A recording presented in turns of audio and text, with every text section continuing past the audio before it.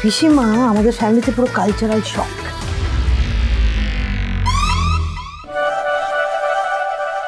এত বড় সাহস, বড়মার বাড়িতে বসে বড়মার নামেই কুটকাচালি করছে।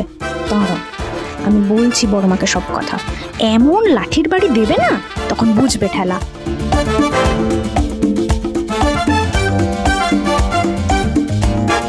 হ্যালো। ফোন বিজি আছে। হ্যালো।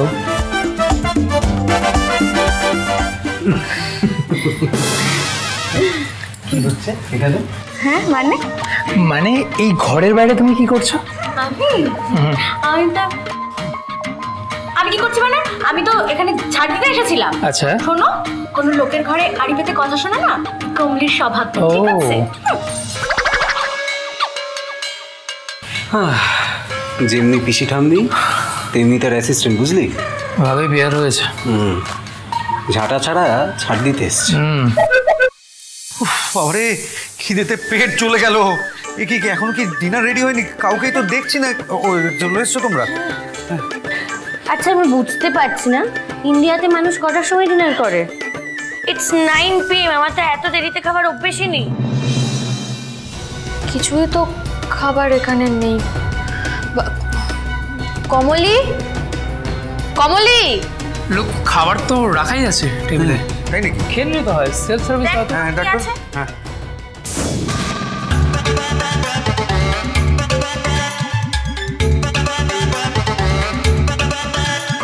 ম্যাগো বুড়ো তো সেদ্ধ খাবার পুষ্টি শুদ্ধ সব সেদ্ধ করে দিয়েছে।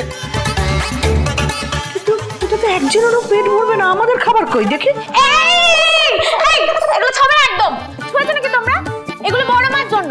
বড়মার জন্য আলাদা রান্না করা হয়, আর বড়মা নিজে হাতে ওনার জন্য সেদ্ধ ভাত রান্না করে নেন।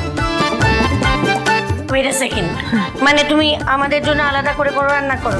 না, আসলে আমার শরীর ভালো নেই তো, আর এত লোকের রান্না আমি করতে পারবো না।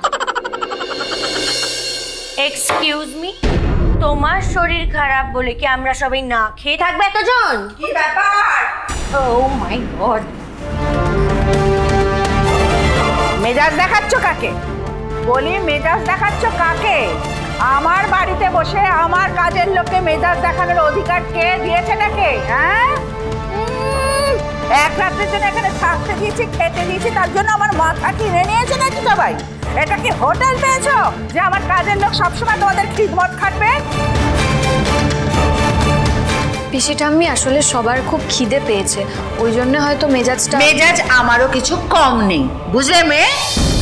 অদ্ভুত ব্যাপার, আমার বাড়িতে ঢুকে আমার নামে যাতা কথা বলে আবার কি আশা করে বসে আছে যে আমার কাজের লোক নাকি রান্না করে দেবে।